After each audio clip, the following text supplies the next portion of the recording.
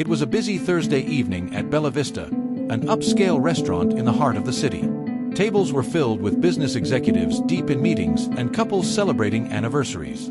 The sound of clinking glasses mixed with cheerful conversation and the soft clatter of silverware on porcelain plates. Mrs. Helena, 78, walked into the restaurant slowly, leaning on the polished cane that had once belonged to her late husband, Antonio.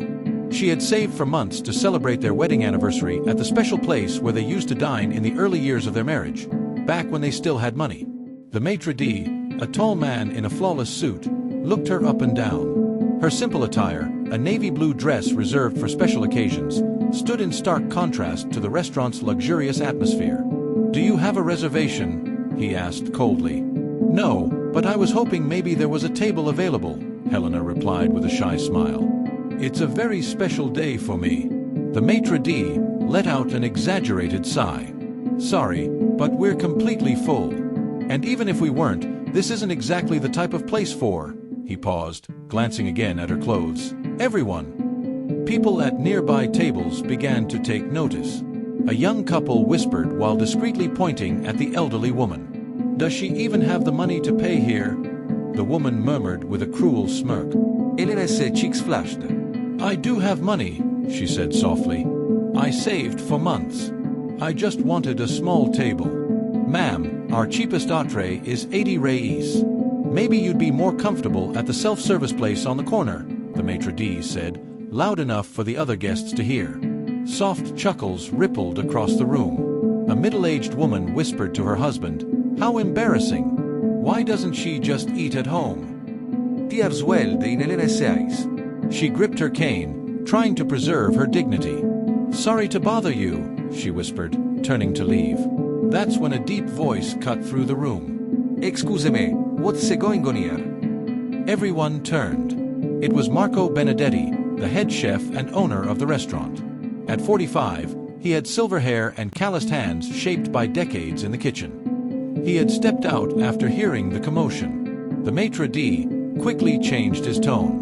"Chef Benedetti, I was just explaining to the lady that we're fully booked, and..." "Silence!" Marco shouted. The room fell completely quiet. Since when does this restaurant judge people by their appearance? Since when do we decide who deserves to eat here? He turned to Helena. "May I have the honor of serving you tonight, ma'am? Would you join me at the chef's table?" Helena blinked, stunned by the kindness. The chef's table was a prestigious spot at the center of the restaurant, usually reserved for very special guests.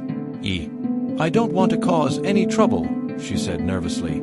"The only trouble here," Marco said, glaring at the maitre d', "is the lack of respect and humanity." Marco personally escorted Helena to the special table, pulling out her chair as the whole restaurant watched in silence. "Tonight, you'll experience the very best our kitchen has to offer. And it's on me." He disappeared into the kitchen and began preparing every dish himself. Delicate appetizers, a creamy porcini mushroom risotto, lamb with fine herb sauce, and a Belgian chocolate dessert that melted in the mouth. As Helena savored each bite, tears of gratitude welled in her eyes. Marco returned to the table and sat beside her. "You remind me of my Nana," he said. She, too, was an elegant woman who deserved all the respect in the world. Helena shared stories about her late husband, how they used to dream of dining at Bella Vista, their 52 years of marriage, and how she had saved every penny just to be there on that special day. "You know what I'm going to do?" Marco said. "Starting today, every Thursday will be Dona Helena Day. Seniors will dine at 50% off, and any employee who disrespects a guest will be fired immediately." He stood up and addressed the entire restaurant. "Let me make something clear. This restaurant isn't just about fancy food and elegant decor.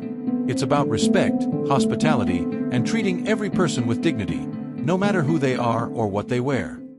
The maitre d' tried to approach to apologize, but Marco cut him off. "You're fired. Gather your things and leave."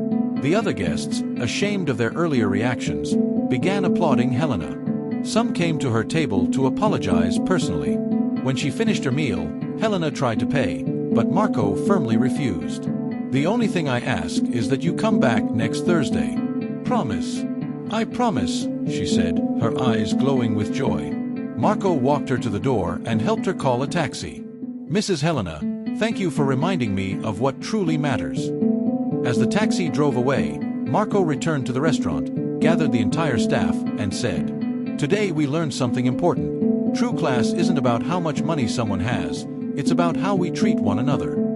The following week, Helena's story went viral on social media. Bella Vista became more famous than ever, but this time for its heart. Every Thursday, dozens of seniors came to dine, and Marco made sure to greet each one personally. Mrs. Helena became not just a regular guest, but a dear friend. And whenever Marco saw someone being mistreated for how they looked, he remembered that Thursday, the one that changed not just his restaurant, but his heart.